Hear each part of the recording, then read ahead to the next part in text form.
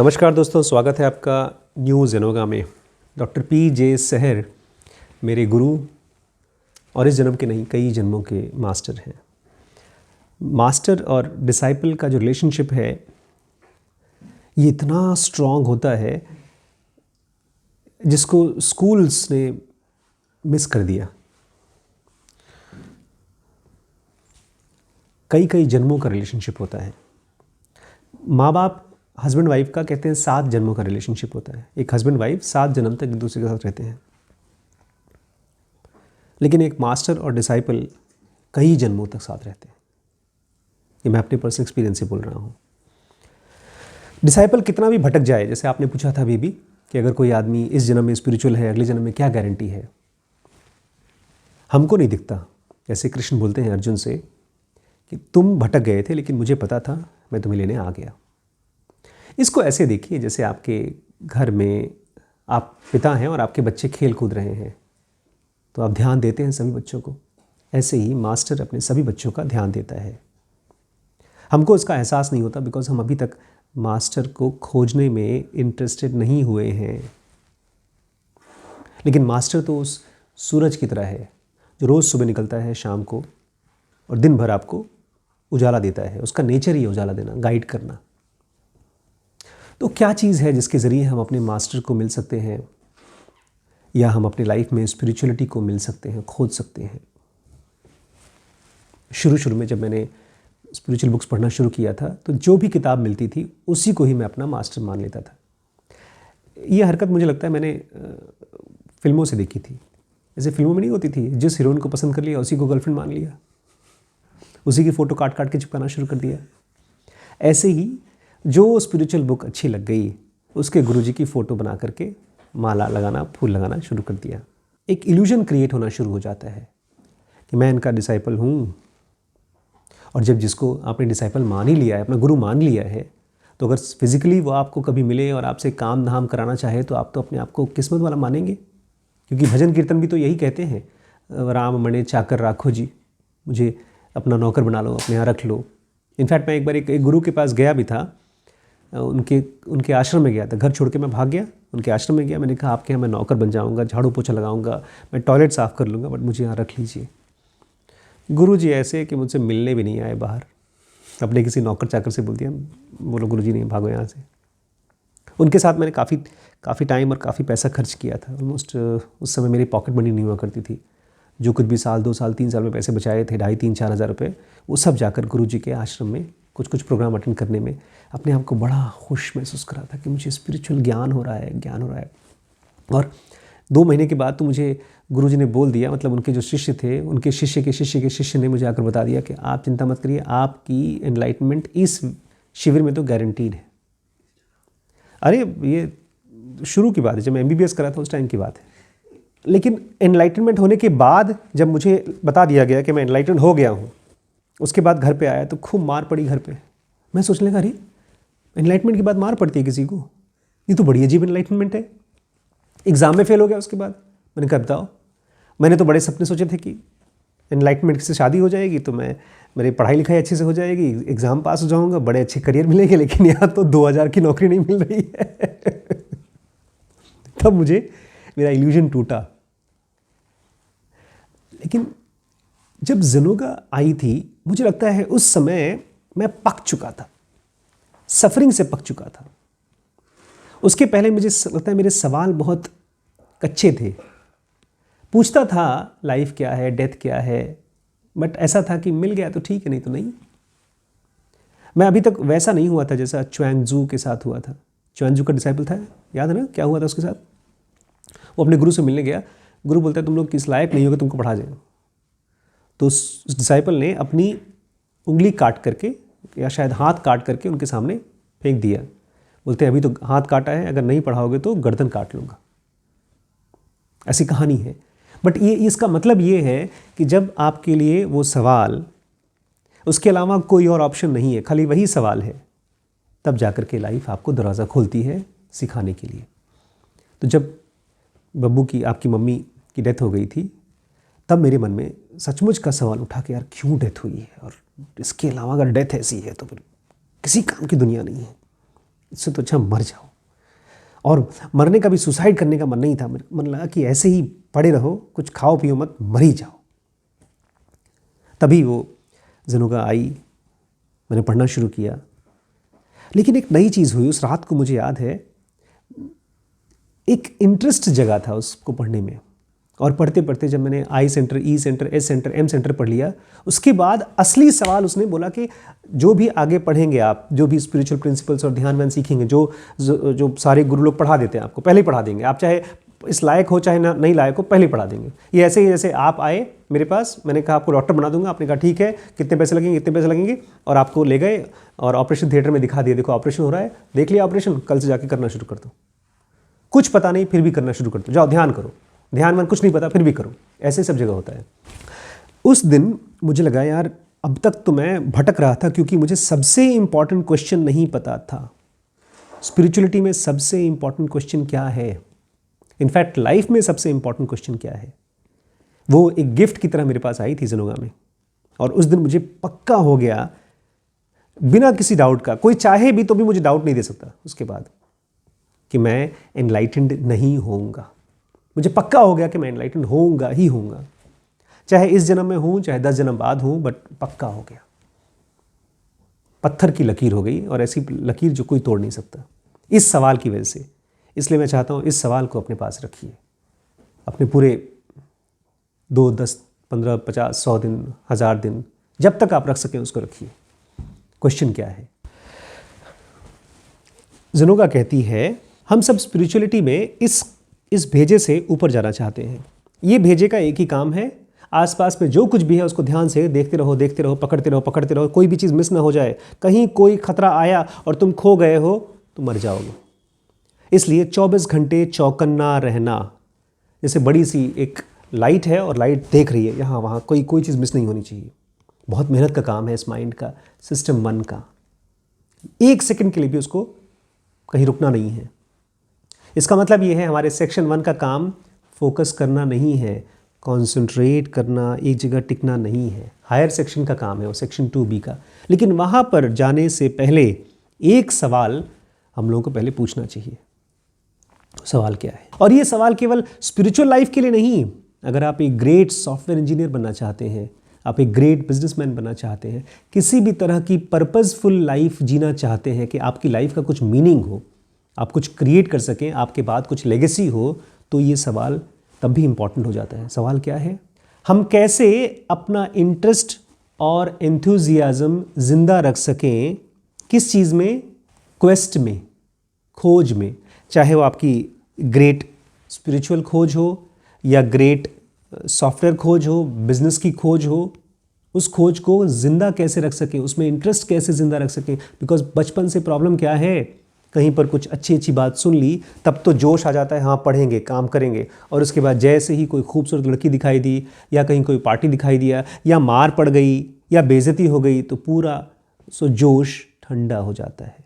तो सवाल ये है, कैसे हम अपने एंथुजियाज्म को, अपनी एनर्जी को जिंदा रख सकें, कैसे हम अपने इंटरेस्ट को जिंदा रख सकें, in spite of countless difficulties and reverses. बशर्ते जितनी भी डिफिकल्टीज आए, जितनी भी मुश्किलात आए, उसके बावजूद मैं अपने इंटरेस्ट को और अपने एनर्जी को, एंथुजियाज्म को, अपने क्वेस्ट पर, मेरी लाइफ का एक ही क्वेस्ट है, सेक्शन 2B 3 4 कैसे खुलता है, सेल्फ क्या है, इसके कंपैरिजन में बाकी सारे सेकेंडरी हैं। रिम्पी भी बोलती है बहुत बार, तुम मुझसे उतना प्यार नहीं करते हो जितना ज़ेनुगा से करते हो। तो मैं उसको गोल गोल घुमाकर बोल देता हूँ, नहीं यार, ज़ेनुगा तुम्हारे सामने कुछ नहीं है। तो बोलती, तुमने देखा, फिर से साफ साफ बोला नहीं, तुमने कहा कुछ नहीं है तुम्हारे सामने। सच बात है, मेरी लाइफ का एक ही गोल है, और जिस दिन से वो गोल डिफाइन हो गया, और वो गोल मैंने नहीं चूज़ किया है, वो गोल ज़ेनुगा ने मुझे चूज़ किया है। जैसे फिल्मों में दिखाते हैं ना, एक किताब आई और श करके जादू किया, आपको अपने स्पेल में कास्ट कर लिया, ऐसे ही ज़ेनुगा ने कास्ट कर लिया। इसी क्वेश्चन की वजह से मैंने अपने आप से पूछा, आशीष भाई, इतने सालों से तुम स्पिरिचुअल रास्ते पे हो, कर क्या रहे हो? गर्लफ्रेंड बना रहे हो, नौकरी करने की कोशिश कर रहे हो, मौज मस्ती करने की कोशिश कर रहे हो, क्या कर रहे हो? क्या सचमुच में तुम स्पिरिचुअल रास्ते पे हो? और अगर नहीं हो तो क्यों? फिर इसका भी आंसर जिन लोगों ने बताया मुझे कि अगर कोई आदमी स्पिरिचुअल रास्ते पर नहीं है, अगर उसका इंटरेस्ट नहीं है तो क्यों नहीं है। थोड़ा सा सुनिए, इन 2-4 सेंटेंसेस को सुन लीजिए। अच्छा, हम लोगों को लगता होगा हमारी प्रॉब्लम्स कैसी होंगी? बहुत बड़ी। जब हम अपने स्पिरिचुअल रास्ते पे या करियर के रास्ते पे जा रहे हैं तो हमको कौन सी चीज़ रोकेगी? कोई बहुत बड़ी बीमारी या कोई बहुत बड़ी इवेंट। ये मुझे भी लगता था। लेकिन सबसे बड़ी प्रॉब्लम कहाँ आती है पता है? हर रोज़ की छोटी छोटी मोनोटोनस एक्टिविटीज़ में। क्या होता है मोनोटोनस? बोरिंग। रोज़ सुबह उठना, ब्रश करना ठंडे पानी में। बोर हो रहे हैं तो कम से कम अच्छा पराठा ही मिल जाए मक्खन वाला। तो वो ज़रा सा जो टाइम है अच्छा पराठा मक्खन वाला, वो टाइम तो अच्छा लगता है। लेकिन बाकी ब्रश करने का, नहाने का, कपड़े घड़ी करने का, चौपट करके अलमारी में रखने का और कपड़े धोने का, ये सब जो रोज़ के छोटे छोटे काम होते हैं, ये सबसे बड़ी रुकावट होती है। ये सबसे सीवियर ट्रायल होती है। ट्रायल समझते हैं किसको बोलते थे? कोर्ट में ट्रायल होती है आपकी। जब कोई मुजरिम होता है तो उसको कोर्ट में ले जाया जाता है और कोर्ट उसकी क्या करते हैं, उसके ऊपर मुकदमा चलता है, सुनवाई होती है, उससे पूछा जाता है बताओ तुम कहाँ थे, तुमने चोरी की है कि नहीं, तुमने खून खाया। तो हमारी ज़िंदगी में हमारे ट्रायल्स कौन करता है? हमारे ब्रश मंजन। अगर नहीं करेंगे तो दांत टूट जाएंगे। रात को सोते समय मम्मी चिल्लाती जाओ ब्रश करके आओ। जब बिग बैंग थियरी चलती है तब कपड़े चेंज करके अलमारी में रखना पड़ता है। मेरे तो सारे काम आप कर देते हैं, किताब उताब सेट करके रखना, झाड़ू लगाना। किचन में हम लोग कितना परेशान होते हैं कि किचन साफ़ नहीं होता है। फाइल रोज़ देखिए, ढेर सारे कागज़ बना लेते हैं, उसके बाद उनको फाइलिंग करना पड़ता है। इस छोटे छोटे चीज़ें हमारी ट्रायल्स हैं, इसी को सफरिंग भी कहते हैं। ये सबसे बड़ी प्रॉब्लम है, इससे बड़ी प्रॉब्लम नहीं है, बिकॉज ये रोज़ हैं, इसकी मात्रा बहुत ज़्यादा है। इसको जर्मन में ग्रूअर अल्टाग नाम दिया गया है। जिसने भी खोजा होगा सोचा होगा यार मेरी लाइफ में सबसे बड़ी प्रॉब्लम कौन सी है? हर रोज़ की रूटीन। उसका नाम दिया ग्रूअर अल्टाग। हिंदी में कोई नाम है जिंदगी की? जो भी नाम तो कोई है नहीं शायद इसके लिए। हम लोग क्यों किसी के अफेयर में फंसते हैं? सेक्स के चक्कर में क्यों फंसते हैं? नई नई फिल्में क्यों देखना चाहते हैं? नए नए स्वादिष्ट व्यंजन, रबड़ी और मलाई और डोसा क्यों खोजते हैं? क्यों हमारे जीभ बोर हो जाती है? क्योंकि रोज़मर्रा की लाइफ की रूटीन हमारी एनर्जी को ड्रेन कर लेती है। अभी ऊपर ढेर सारे बच्चे आ गए हैं, बहुत अच्छे से काम चल रहा है। 1-2 हफ्ते के अंदर देखिएगा लड़ाई होगी, किसी न किसी के बीच में लड़ाई होगी। क्यों होगी? क्योंकि लाइफ की रोज़ लाइफ बोरिंग होती जा रही है। वही वही काम, पेशेंट आया, पैसा लिया, रिपोर्ट बनाया, काउंटर पे गए, टाइपिंग किया, रिपोर्ट बनी, खून निकाला, खून की टेस्ट हुई, खून वापस गया। ये सब का सब ऐसा लगता है जैसे कि सेम फिल्म चल रही है और कुछ नया हो ही नहीं रहा है। नया जब पुरानी चीज़ चलती रहती है वो एनर्जी ड्रेन कर ले जाती है। इसीलिए हम लोग कुछ नया खोजते हैं, चाहे वो ख़राब ही क्यों ना हो, लड़ाई झगड़ा क्यों ना हो, वो करके देख करके अपने को कुछ मीनिंग मिलती। देखा कुछ किया। हम लोग क्यों काइली जेनर के चक्कर में पड़े रहते हैं? उसको पता है कितने फॉलोअर्स हैं, 800 मिलियन फॉलोअर्स हैं। वो बड़ी बड़ी फिगर हमको क्यों पसंद आती है? बिकॉज हम छोटी फिगर से परेशान हैं। हमारे पास कोई नहीं है, हमारे पास गिन चुन के 3-4-5 दोस्त हैं। उन्हीं दोस्तों के साथ ही हम लोग रोज़ जी रहे हैं। इसलिए, और वो लोग जो 800 मिलियन फॉलोअर्स वाले लोग हैं, वो लोग भी आप ही और हमारी तरह परेशान हैं। उनके पास भी कुछ नया है नहीं। उनके लिए उनका सोफ़ा जो शायद 10 लाख रुपए का सोफ़ा होगा, वो बोरिंग हो चुका है। सबको एक ग्लास में से ही पानी पीना पड़ता है। सबको कितना भी अच्छा खाना खाना हो, उसी आटे का चाहे ब्रेड बनता है, केक बनता है, पेस्ट्री बनती है, कुछ न कुछ पता नहीं क्या क्या मिला करके उसका अलग स्वाद बनाने की कोशिश करते हैं, लेकिन होता तो वही है। एक आम आदमी की ज़िंदगी में ग्रेट चीज़ें, मतलब एक्स्ट्रा ऑर्डिनरी चीज़ें कहाँ हो पाती हैं? हम खोजते हैं बचपन से। स्कूल में नकली इवेंट्स बनाए जाते हैं। आज होगा एनुअल डे और उसमें होगा प्रोग्राम, उसमें तुमको दिए जाएंगे कप। पिछले 1 साल में तुमने कितनी बार अपने टीचर को नमस्ते, गुड मॉर्निंग, गुड इवनिंग किया है, कितनी बार रट रट के उल्टी किया है। उसमें से किसी ने एक को तो स्पेशल बनाना है, बाकी सबको एवरेज। सबको बांटते भी नहीं कि सब बच्चे आए, सबने फीस दिया तो सबको दे दो गिफ्ट। एक को देंगे स्पेशल, एक को एक्स्ट्रा ऑर्डिनरी बना देंगे। ऐसे ही फिल्म फेयर अवार्ड में होता है, चाहे पैसा देकर के ही अवार्ड खरीदना पड़े, बट कुछ न कुछ एक्स्ट्रा ऑर्डिनरी इवेंट आम आदमी की लाइफ में होता नहीं है। इसलिए तो यूट्यूब और इंस्टाग्राम जैसी चीज़ें बड़ी हो गई हैं। लोगों को लगता है अरे कितना कमेंट मिला तुमका पता है हमको? 365 कमेंट रहा भैया। लाइक देखे हो मेरा फोटो को तुम? वो सब अपनी रोज़मर्रा की बोरिंग लाइफ में कुछ एक्स्ट्रा ऑर्डिनरी इवेंट क्रिएट करने की कोशिश है। इसीलिए लोग एक एक दिन की शादी में लाखों रुपए खर्च कर देते हैं कि लोग जाएं और हमारे बारे में बात करें, शुक्ला जी के खानदान में ऐसी शादी हुई थी। और एक बड़ी ख़ास बात समझिए, अगर आपकी लाइफ में कोई एक्स्ट्रा ऑर्डिनरी चीज़ हो रही है तो उसके लिए अवेयरनेस लाना या फोकस लाना तो आप रोक ही नहीं सकते।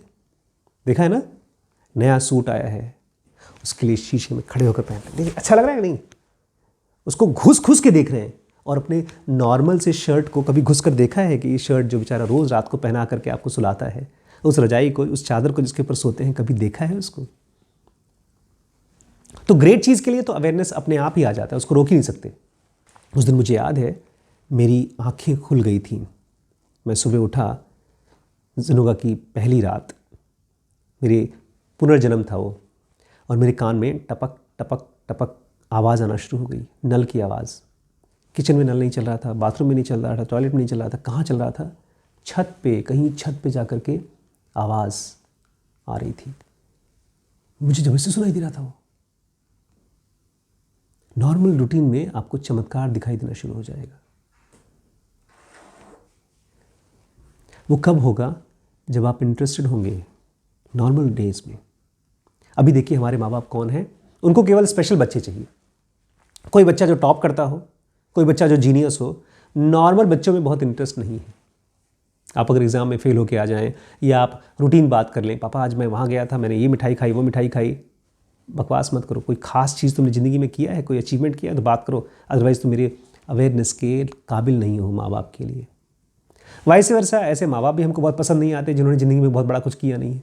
पैसे रुपया कमाया हो तो ठीक है, इज्जत दे देंगे, अदरवाइज़ तुम कौन किस लायक हो? तुमसे ज़्यादा तो फॉलोअर्स काइली जेनर के। सबसे बड़ा टेस्ट क्या है एक कॉमन आदमी के लिए जो स्पिरिचुअल रास्ते पे है? वो है अपनी रोज़मर्रा की लाइफ में कितने ज़्यादा स्टेबल रह सकते हैं आप।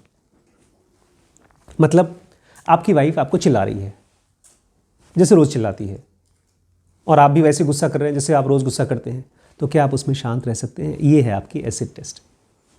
आप घर से निकले बाहर और आपके पास ना बाइक है, ना कार है, ना साइकिल है, ना स्कूटर है, और आपको जाना है 2 किलोमीटर। उस समय आप परेशान होते हैं या शांत रहते हैं और अपना बुरिया बिस्तर बांध करके चल देते हैं कॉलेज स्कूल? मैं तो सरप्राइज हो गया था। एक दिन हम लोग, एक स्कूल है हमारा फरीदाबाद में, शुरू मैंने खोला था, किसी ने फ़ोन किया, मास्टर साहब हम आपसे मिलने आना चाहते हैं, हम आए हैं गांव से। कोई साधु संत टाइप का आदमी था। मैंने कहा कौन आया है, चल गया। पता बता दीजिए। दिल्ली स्टेशन से फरीदाबाद होगा करीब 50 किलोमीटर। बोलते हम दिल्ली स्टेशन पे हैं, हम बस आपके यहाँ पहुँचना चाहते हैं। मैंने कहा कैसे आएंगे? बस से, गाड़ी से? बोलते पैदल आ जाएंगे यहाँ से सीतापुर या थोड़ा और आगे। मैंने कहा पैदल? कहीं पागल आदमी है, ऐसे कुछ ऐसी टाइम पास कर रहा हूँ। फिर ये सुबह 6 बजे की बात थी, 12 बजे आदमी घर से, उसके पास 1 रुपये नहीं, उसने केवल धोती पहन रखी है, लपेट रखा था और एक डंडा गांधी जी की तरह। मैंने कहा ये कौन सा आदमी है ये? मैंने उनको प्रणाम किया, मैंने उनको बिठाया, मैंने कहा आज तो आराम करेंगे। बोलते नहीं, बस 2-4 घंटे आपसे मिलने कर गुरुजी, उसके बाद चले जाएंगे हम दूसरे वाले स्कूल में पैदल। पैसा नहीं चाहिए हमको, पैसे की आदत नहीं है हमको, ना उनको ऑटो चाहिए ना पैसा चाहिए। ज़बरदस्ती मैंने उनको मोटरसाइकिल बिठा करके बस में बिठाया, पैसा मैंने दिलवाया। चलना हम लोगों को नहीं अच्छा लगता, बोरिंग होता है चलना। बुद्ध कहीं बिना चले जाते ही नहीं थे, वो चल के ही जाते थे। बहुत से बुद्धिस्ट मॉन्क्स आज भी 24-24 घंटे चलते हैं। They just keep walking. जानवर बहुत चलते हैं, हम नहीं चलते। हमारी हार्ट्स कमज़ोर हो गए हैं, हार्ट की अटैक सबसे ज़्यादा हो गई है, बिकॉज हमारी बॉडी इस लायक नहीं है कि चलती हो। तो एसिड टेस्ट क्या है? एसिड टेस्ट मतलब जिस समय आप सबसे ज़्यादा बोर और परेशान हो रहे हैं, तो उस समय अपने आप को स्टेबल रख सकते हैं या नहीं। उसके तरीके हैं, उसके बहुत से तरीके हैं, लेकिन उसके सबसे पहले आपको अपने आप से ये सवाल पूछना होगा, क्या आप अपने क्वेस्ट में, एक्सीलेंस के क्वेस्ट में, ग्रेटनेस के क्वेस्ट में, अपने पर्पस के क्वेस्ट में, खोज में अपनी एंथुजियाज़म को और अपनी एनर्जी को कायम रख सकते हैं? अगर कर सकते हैं तो ही आप अपने पर्पस को पाएंगे, नहीं तो कोई ना कोई चीज़ आपको परेशान करके भटका देगी।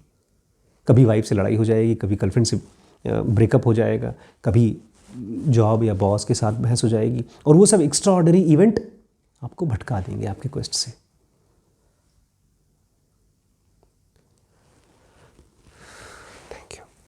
दोस्तों, स्पिरिचुअलिटी को पूरी डेप्थ में समझने के लिए जिनों का बेसिक और एडवांस कोर्स है।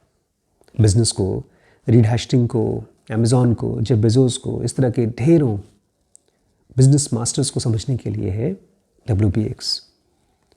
अगर डिसीजन नहीं ले पा रहे हैं लाइफ में, छोटे और बड़े, किसी भी तरह के डिसीजंस, उसके लिए है BDM। अपने ब्रह्मचर्य को सधने के लिए SPMT। चीज़ों को समझने के लिए, उनको बहुत खूबसूरत तरीके से बड़ा करने के लिए है SPPT। और अपने रिश्तों में खूबसूरती लाने के लिए, अपने बिलवेड के और नज़दीक आने के लिए लिमिटलेस।